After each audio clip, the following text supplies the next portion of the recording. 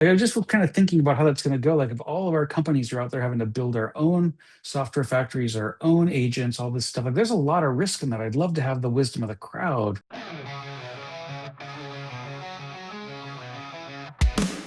Welcome to Channel Protect me from the West CTOs, share the tales in the comments. So startups do big names, innovations unfold. How many CTOs will share their stories untold? Hello, Brad. Hello, Scott. How are you doing?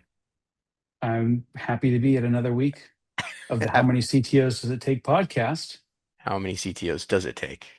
It takes two, you and me. We can There you solve go. any problem together. You, me, and an AI agent can solve any problem in the world. Exactly. So, welcome everybody to another episode of the How Many CTOs Does It Take podcast. I'm Brad Heftegab. This is my trusty co-host.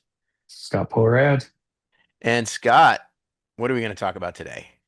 We're going to talk about a LinkedIn post that I saw of yours, Brad, that went viral. It went viral. It did. Actually, I've had a couple that have gone viral in the last week, so it's been a strange experience for me. I'm not used to my LinkedIn posts going viral. You're internet famous now. Oh, I don't know about that, but Let me read to our audience what you had to say. And then I have a comment yes. or two Okay. that I that I'd like to Like explore. 56 other people that also had many comments on this post. So Let's see how many comments are on this post. 57 comments on this post, 88 likes. So Okay. Software companies, according to an author named Brad Heftegal, built generalized products because software was expensive to write. The labor cost only made sense if you could sell to a million customers. So you built configurable platforms with massive option services, then hired implementation consultants to bend them to fit each customer's actual workflow. AI just collapsed that math. Satya Nadella, CEO of Microsoft, said it bluntly on the BG2 podcast. That is that a different podcast you have, Brad? that's not my podcast. That's not my podcast. We should get Satya on our podcast. Satya will definitely join the How Many CTOs podcast for sure. Hey Satya, I know you're one of our 39 listeners, so just hit up our producer and we will definitely have you on. SaaS apps, according to Satya, are essentially CRUD databases with a bunch of business logic. Business logic is all going to these AI agents. Mark Cuban has been amplifying the same point, noting that 30 million US solopreneurs and SMBs were never well served by enterprise SaaS in the first place. The math just didn't work, now it does. Custom workflows for a regional law firm, a vertical specific CRM for the dozen companies in your industry that hate Salesforce, the internal tools for every SMB need, but nobody could profitably build. SaaS got fat because generalization was the only way to recoup engineering costs. That's no longer true. The next decade of software is going to be a lot more bespoke. Okay, here is my reaction to that. Tell me. It's got a few parts. Part one, agree. There we go. End of podcast. Part two, sort of. Beginning of podcast. There you go. By the way, just to be clear, whatever. This is I think actually when I wrote this, like I wrote it a couple, I had to I had a version of it that I wrote, and then LinkedIn was like, oh, that's too many words. You can't post that. So then I had to figure out how do I cut some of this out? But there's a lot of nuance going on there. So I will say that I will argue with there's many interpretations of this as evidenced by the 57 some odd comments that have been a combination of there's definitely been a combination of haters and lovers of this post, right? So people have piled on with you're an idiot, that's never going to work, to this is exactly what I'm doing and I'm making money doing it. So So the two examples that you gave are a perfect segue into the question I fundamentally have, or the thing that isn't working in my head, but maybe you could answer it. Custom workflows for a regional law firm is one example. Vertical specific CRM for a dozen companies. Okay, so the vertical specific CRM makes a lot of sense to me.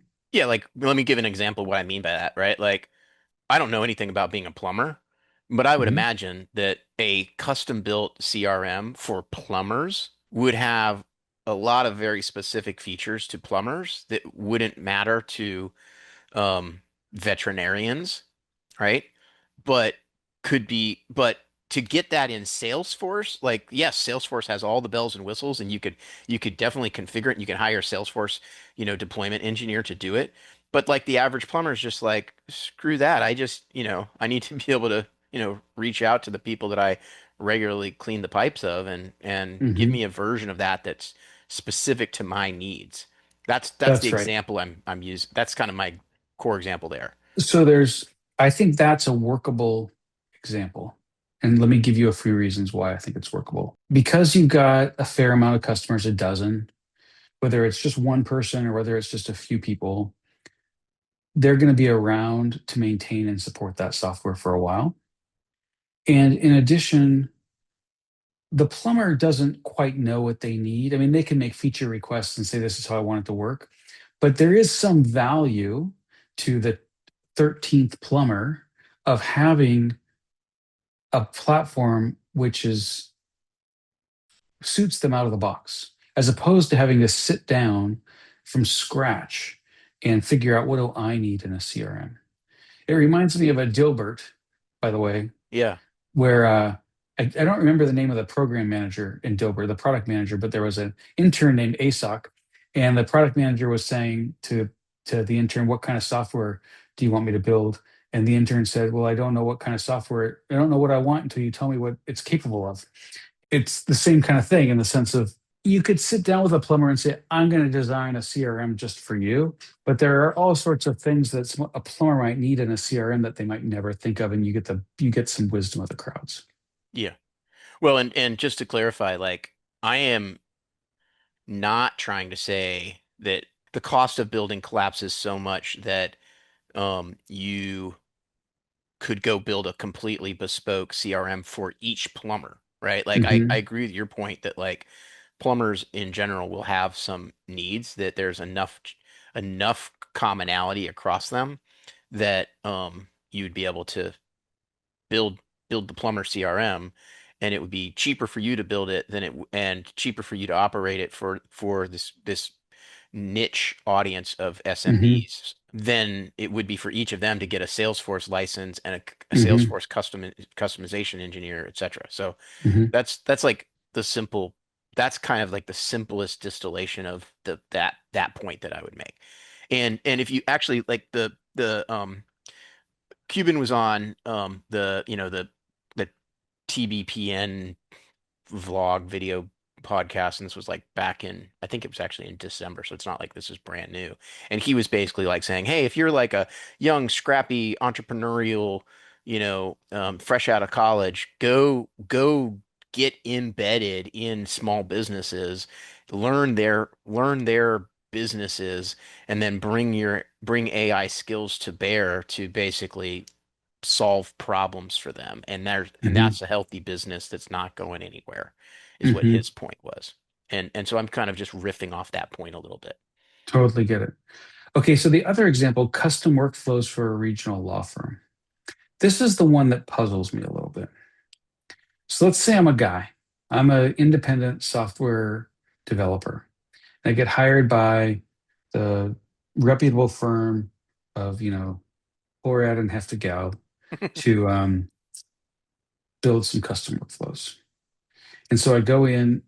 Now I've actually got to have some real product management skills to go in there and understand what they need. And I got to build it for them.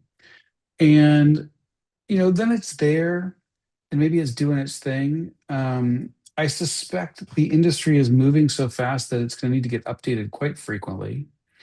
And, am I going to be around to continue to support this law firm? Or in another 18 months, are they going to come to me for support? Say, hey, we want you to do something, or this stop working all of a sudden. Yeah. And where am I going to be? Am I still going to be doing this thing of making software apps for little companies? Or will that trend past and I went and got a job at Meta? Or who knows what.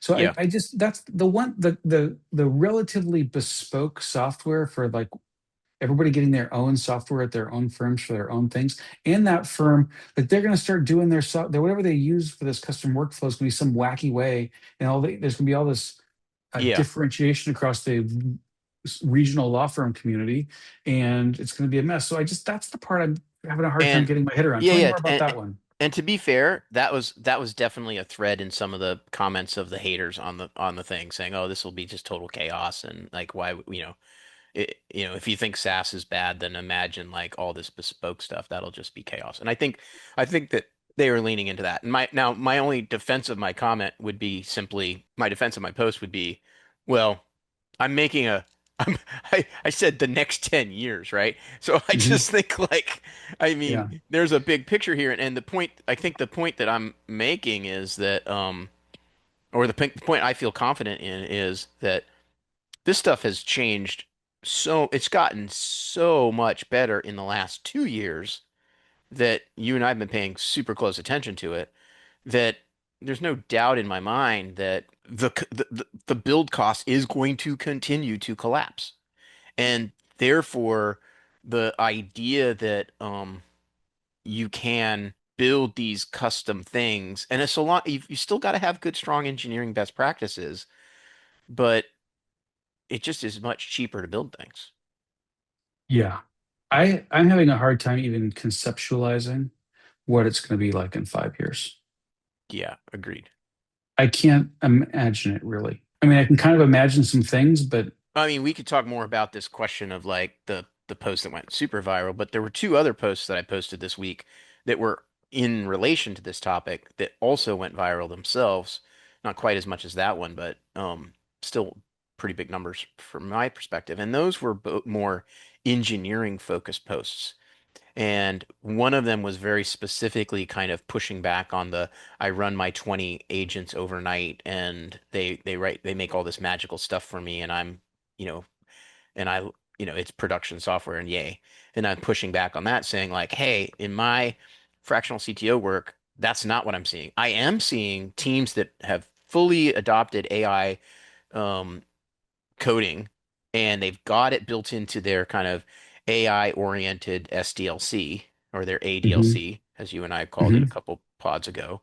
And they are cranking out lots of business value, thousands of lines of code per developer of business value a day. And of course, I always joke about clock. We all know clocks is a total bad metric, right? But they are really, really I mean, the costs for building is plummeted for them, and that's causing them to build really fast. And when they're doing high quality engineering techniques around the building, they're getting amazing results. Yeah, that's right. And that is where I'm going with TaskRabbit right now, is what you talked about in this post, which is, getting the environment set up to really do the real deal. And that's it. That's going to be the new world. And that'll be, I think, what separate the good teams from the great teams. What I think is interesting about that is the set your environment up right. Like that's got nothing to do with AI. That's actually just got to do with like good software engineering techniques. Hmm. Hmm. And I do think that I mean, I'm not seeing a lot of people be successful with the sort of dark factory or to say like, like there's not humans watching the robots. I'm not seeing anybody do that yet, myself, in my experience. There's a lot of people claiming that they're doing it. Here's my guess, pretty strong expectation. The ones that are actually succeeding at that have built the harness around their agents in such a way that it's the same safeguards that would have guarded against humans writing code that fast. Yes, that's right. Imagine if you had a new employee show up on the first day and submit a 70,000 line PR. Yep. What would you do? Yeah. Can we talk about the dark factory thing for a second? Yeah, totally. Let's do it. Gastown, baby. Gastown. Did I talk to you about Gastown? I mean, it's all over the place. Tell me about Well, you just learned more about Gastown, right? I did a 2-day intensive hands-on workshop with the founder and co-founders of Gastown. Nice. Do you think Gastown's ready for prime time? Well, I haven't tried to use it myself, but I was reading articles about it. Actually, this morning I was reading some of the more detailed articles about it, and um, I'm intrigued. Well, I spent 2 days with it. And it was very intriguing. I have plaudits and what's the opposite of plaudits? I have compliments and I don't know, complaints. Okay. It's cool. I mean, it opened my eye. It brought my mind to a new level of what this could be, right? And so like it was mind expanding for me. And just for context, this was a 2-day workshop organized by the AI Tinkerers Meetup, which is a meetup group organized by my friend Joe Heitzberg, and he's got chapters all around the globe. And they organized this thing with Gastown, the founder and the two co-founders of Gastown. I mean, there's like a CEO and a CTO, and that's why I keep on saying founder and co-founder, but they're just two guys together. So that was cool. And I gave it a simple spec, and I set about 15 agents. About I kicked it off, and it worked away for about 20 hours, and it came back with seemingly a functioning product for what I wanted, which was basically just a fantasy football mobile app game. It didn't work perfectly because there were some things I didn't understand about how to use Gastown or really even how to use a software factory. I just gave it the spec and I gave it the command, make the mobile app. And then it went to work for 20 hours. And then I got, that's not the way it turns out that's not the way you should do it. I should have done it iteratively, one step at a time, just like we've done, just like plan mode, right? Mm.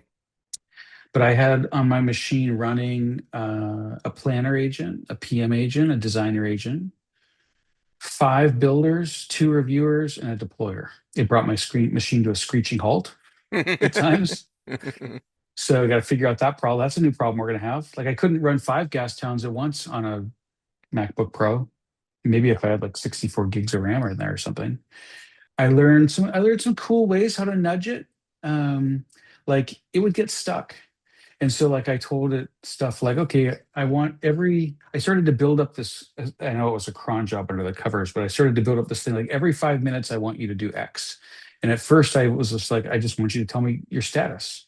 And then it was like, tell me if you got any questions, you need anything to blocking you or you need me to help you move you forward. And then I noticed sometimes some of the agents would just stop. And so I said, hey, I want you to just nudge the agents every 5 minutes and be like, get back to work kind of thing, you know? And so it was all really cool. It was all really neat to see how this is all going to unfold. I thought 2 or 3 negative things. I mean, the Gastown's super raw, so I got to give it a break. I mean, they released it on March 1st or something like that. So Yeah. I think version 1.0 came out last week, was beta like 3 weeks ago. I mean, they're using Gastown to build Gastown. Uh, I'll say just as a personal preference, they're using this city metaphor with the mayor and rigs and all these different words, and I just think that's a turnoff for me because I'm having to do this translation in my head. Like, what's a rig? A rig's just the app that you're building. Okay, then why don't you just call it your app, right? What's the mayor? Well, the mayor's kind of like the supervisor of the whole thing. It's like, okay, like why don't you just call it the supervisor? You know? Right. So Right. I've never been a big fan of like the sort of cutesy nomenclature for a thing. And I actually think that'll be an impediment to Gastown because I think across the industry, big companies won't want that kind of nomenclature in their environments. And then the other piece is like, how long before all this stuff is just in Claude code? Claude already has this thing called agent teams, Yeah. which I don't know if you've used it. I haven't used it yet. And there are many other competing factory frameworks out there. But it showed the skeleton of how it's going to work. There are going to be agents. There's going to be a harness for them with an orchestration between them, and there's going to be a communication mechanism between them. And I think those are going to be the puzzle pieces. And then you'll be able to customize all your agents and customize all a million different things. It's going to take time to set up your factory. I think that's the last thing I learned.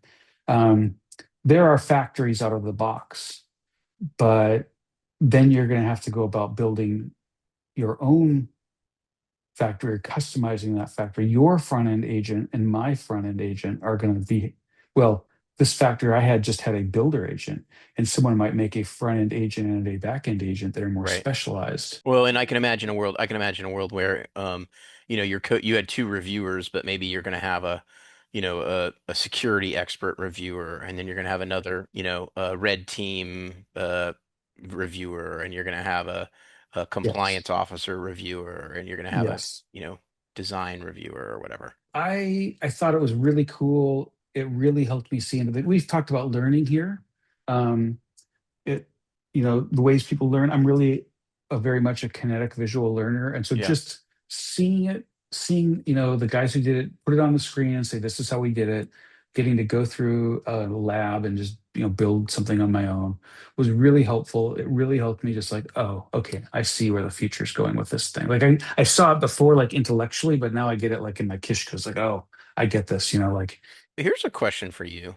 I know your personal perspective on this because we've talked about it so much, like that you uh believe that this is the trend is happening and you got to get on the bus or not. Mhm, Um, but here's my question for you. The three posts for me that went viral this week all had this notion of talking about really using AI in production code. I did express some skepticism of the are the agents really ready yet, right, to be just let free. Um, and and I've obviously talked about like with this small business thing, I talked about how, cost of building is collapsing, and so, that just opens up more opportunities. Okay. So mhm. that was kind of the themes of my posts this week. I was genuinely surprised by the number of very experienced senior operators in my LinkedIn network and that got this on LinkedIn who were still completely poo-pooing AI as being able to write production code. I was shocked by that. And I'm kind of curious, I don't know, what do you what are you seeing? What's your take on this? Why is that how is that still a thing? Well, I've got a few answers to that. The first is I'll start with something potentially a little humorous. Okay. There's a famous quote by I think the author H.L. Mencken, Right. but it could have been by Upton Sinclair, I believe. Actually, I believe it was by Upton Sinclair, now that I think about it. And for those of you on this podcast who do not know who Upton Sinclair is, he wrote a book called The Jungle, which actually, going back and reading that book, might be highly relevant to the times in which we are living. Yeah. Good call The out. Industrial Revolution. It was about the Industrial Revolution and the impact it had on workers during the Industrial Revolution. And we're going through an AI revolution. And what he said, he had a quote that's attributed to him, which is, it's hard to get a person to understand something when their living depends upon not understanding it. Yeah. That's my first thought. My second thought is I run into people all the time who are naysayers who don't believe it's going to happen and who don't think production ready code, don't think it's ready. And almost all of them, I think almost all of them, have not actually used it, have not really genuinely sat down with an open mind and tried to engage with it and say, can I make it this work? And when they did engage with it, did not follow the best practices for doing so. Yeah. They were sort of like pre-biased to want to see it fail, so they did stuff with it that they themselves wouldn't do themselves, kind of thing. Like, Or, they just did a little bit and they're like, oh, it isn't really working. And I know that the people who I think most highly of and who I think are most talented with it, and frankly, Brad, I include you in that group. I know the people who are getting the most out of it have spent hundreds of hours trying to figure it out, working with it, learning how to work with it. Those people are submitting 70,000 line PRs that are flawless, all generated by AI, yeah. right? Which is insane that someone would do that, but they've got the quality gate, they've got the process and procedures in place, they've got the quality gates in place. I'll tell you a fun story. For the first time, I've actually, it wasn't 70,000 lines, but I was working on a tiny project on a side project I was working on, and I had basically had a agent write a B2C style like monthly subscription Stripe integration, thing for me. So had a Mhm. very clean spec that I wrote, and then had the agent go off and build it, and had the framework that I'm always preaching of having like strong quality gates and stuff. And one of the quality gates I'm very used to is like I always let Copilot run a code review on Mhm. anything. And the first time ever I had a PR that was 24,000 lines of code. And I Mhm. found out that Copilot has a limit of 20,000 lines of code Mhm. to do Copilot code reviews. That's And so interesting. I had to like go, "Oh, okay, hold on a second." Well, half that PR was actually unit tests. So it was a pretty easy fix. Like, okay, Mhm. like split the unit tests off as a separate PR. And And I don't think we want huge PRs. I think we still want small PRs. so one of the things I'm very much seeing for real in the teams I'm working with is they're pretty much the smallest PR I'm seeing at this point is like a small PR is now 1,000 lines of code. Yeah. And most of them are more like averaging closer to 3,000 lines of code.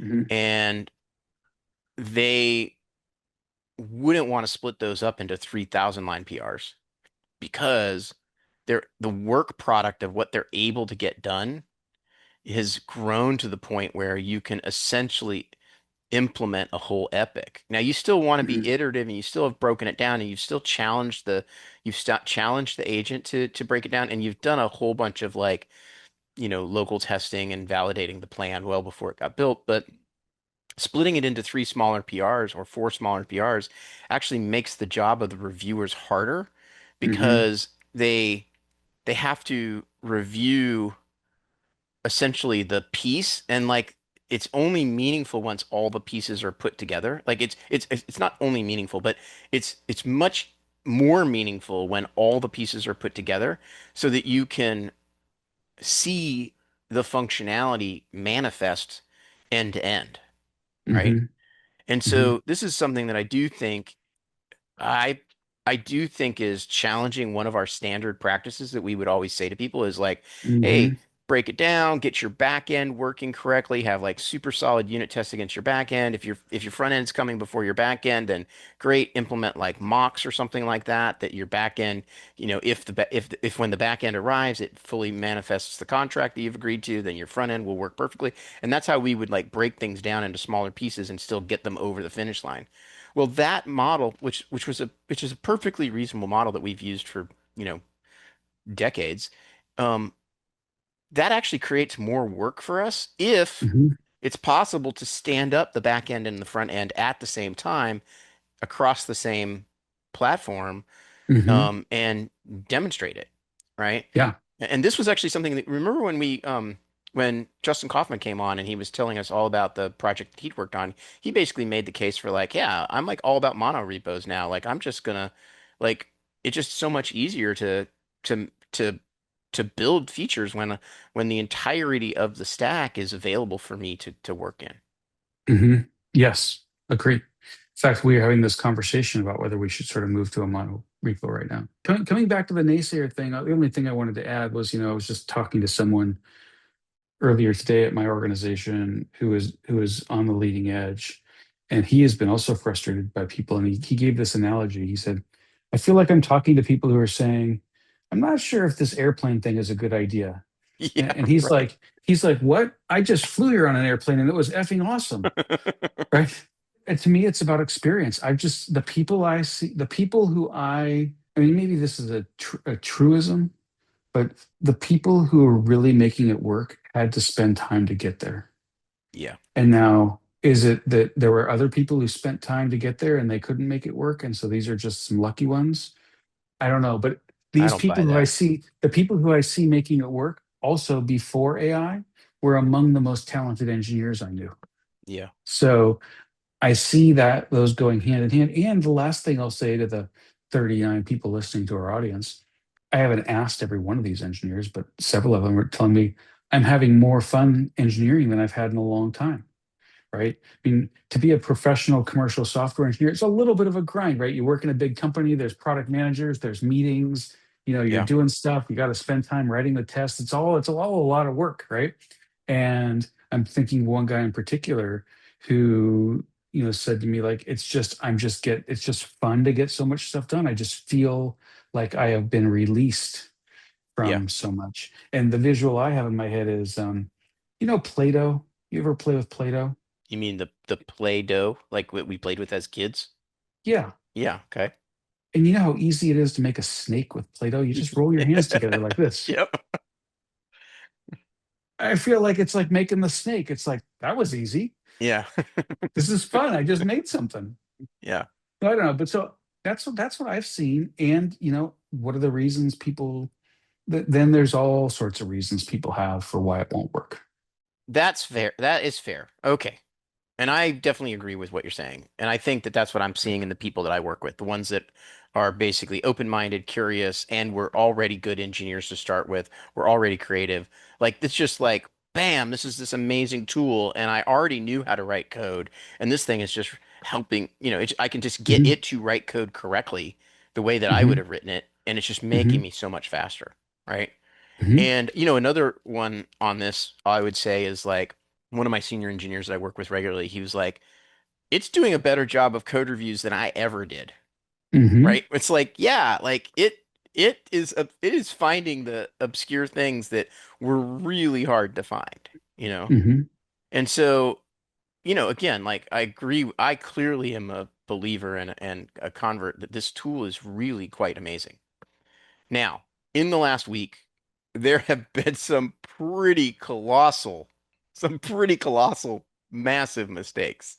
The startup that accidentally deleted their production database because they let Cursor get, had an MCP server to essentially the database, and it like li it literally just it had some bad mismatch keys, and so it decided it was going to fix those mismatch keys, and it basically deleted the database and the backup.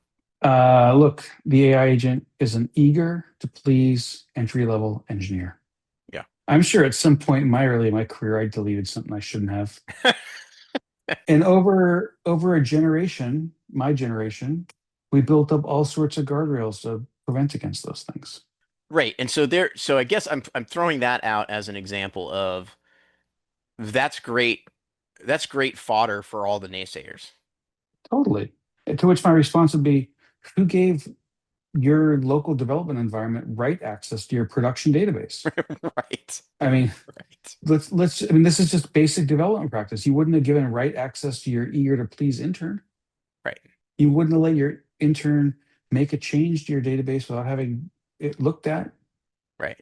I mean, you know, one of the things I've learned, you probably learned it too, is when anytime somebody's doing a major change to our environment, the first thing I ask is, what is your rollback plan? Yeah. Because things go wrong. So if you don't have a rollback plan before you go into doing it, I, my point is like, no, you need to get that together first and then go do it. And that's Murphy's Law in action because when you get your rollback plan together, then you don't need it. Right. Exactly. Yeah. And Bring me if you a have and whenever I see a plan of some sort where it says like this is a point of no return once we go past here or whatever, I'm like, no, you guys need to go back and rework this, figure it out. There's some other way you can do this, I'm sure, right. where you can make it safe. Because we've learned from all those production databases that we fat fingered on our own. One of my non-technical buddies who's using AI pretty aggressively, and he's very technical actually, but he's just not he's not a classically trained software engineer.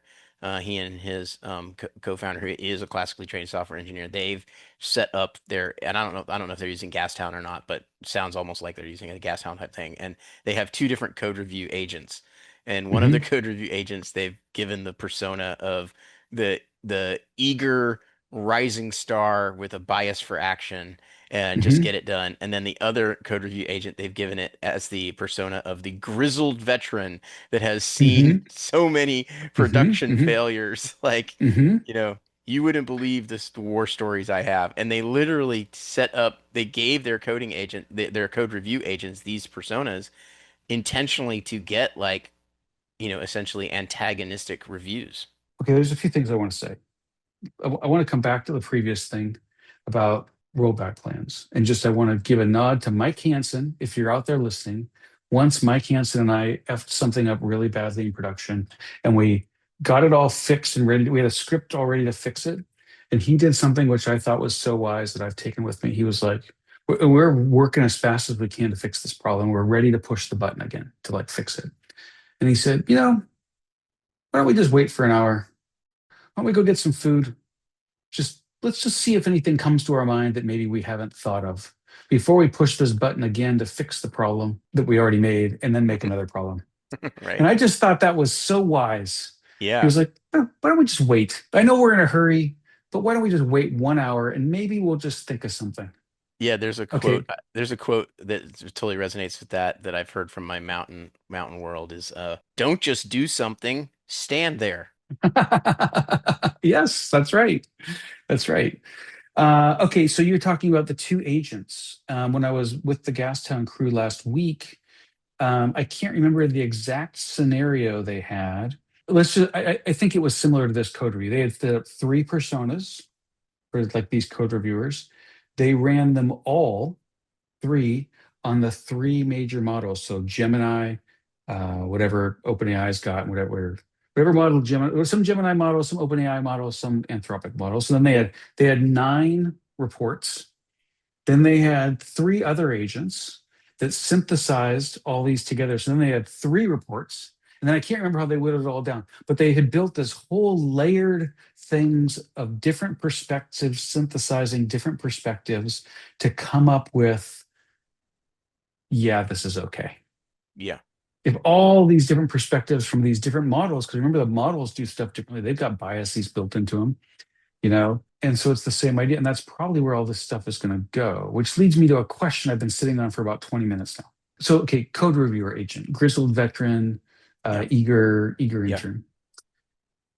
When I was doing this training last week and we're getting it all set up and you're setting up all your agents, I was just copying agents that they had made for this workshop that I could just use to like use the thing.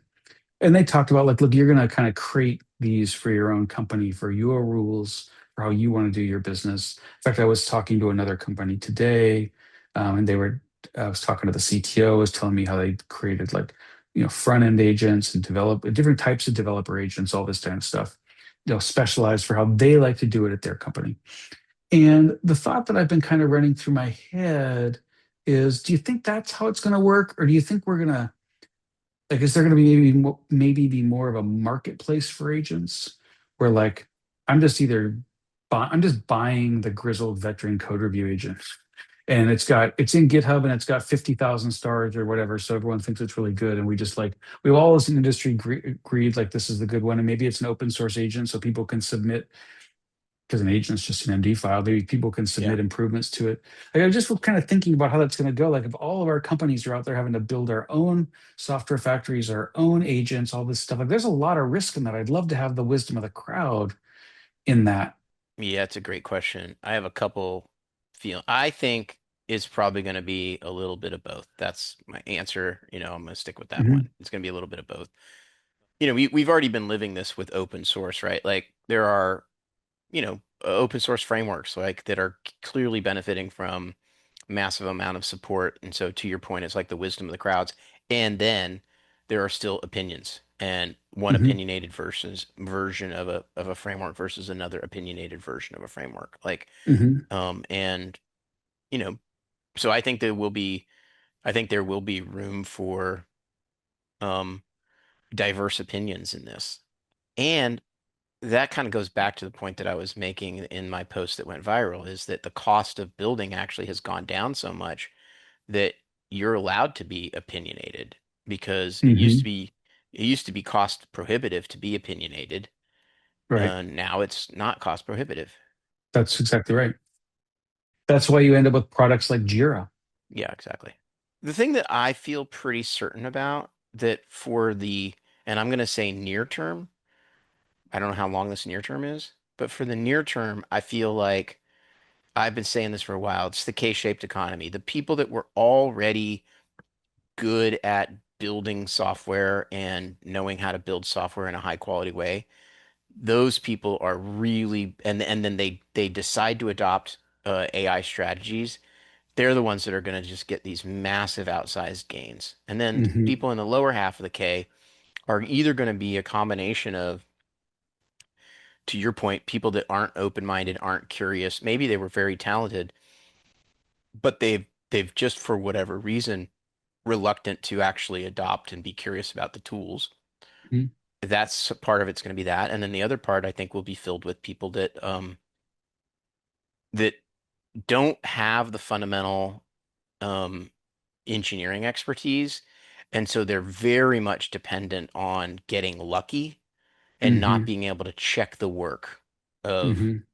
the agents. And at least now in the short term, I think that's a very real, like there's not yet a solution to that. And um, you know, Anthropic would say, "Oh, that's only 6 months out, and we're gonna solve those problems." I don't know, 6 months. I mean, it was a year ago that we were going to lose all software engineering jobs in 6 months. Well, past due on that one. Yeah. Well, that actually leads to another thought, which is I just sort of see all the software factory stuff moving into, into something like Cloud Code or whatever. What is, there's Codex over at OpenAI, and I don't know what Google has one, but don't you just think all this is just going to move into the platforms? Sure. But again, like my thesis, that's great. Yeah, sure. I'm not, I mean, I think if you're trying to make a business out of building a framework, I think that's Hmm. probably not going to be that useful to you. Hmm. But I think that the frameworks are getting better and better, Hmm. and using the frameworks well is just a huge opportunity. Yeah. But your point that you were just making about being able to verify that the agent or the model does the right thing is real. It's real here. It's real with everybody who's using models. Like I I tell everybody that I get a chance to tell them, like, hey, I looked this up on AI, but you can't believe anything you get from AI. So like take it with a grain of salt. Yeah. When you want to know because you do stuff like I'm just going to go right now. Ask Gemini. Where is it? Where's my Gemini window? I got Gemini open right now. What day is it? Is it going to get it right? I don't know. Let's find out. It actually got it right. It is indeed the day that it said, which I will not say because I don't know when we're going to release this podcast. But in case if people wanted to know, Gemini also told me it's also International Jazz Day, National Bubble Tea Day, National Adopt a Shelter Pet Day, and National Honesty Day, which is really interesting because I that means all the rest of the days we can be dishonest. Yeah. Well, I just asked ChatGPT what day is it, and it just came back with today is the date. It didn't Yeah, give so I guess they me got that figured out. it didn't give me fancy th details about what happens on this day. Yeah. Well, you know what today is, Brad? Today is, tell me what is It's a, today. it's a great day. It's a great day to smash that subscribe button, Rate and review. rate and review. Awesome, Scott. It's great talking to you again. It really was. Good talking to you, Brad. All right, have a good one. Bye. This episode of the How Many CTOs Does It Take podcast was produced and edited by Saffron Heftigau. Our theme song was AI generated by Brad. Please follow us on all the social media platforms at How Many CTOs Pod. You can find us on YouTube, LinkedIn, Instagram, Facebook, Threads, X, TikTok, and Patreon, or at our website at howmanyctospod.com. And remember to rate, review, and subscribe on the podcast platform of your choice. Thanks for listening.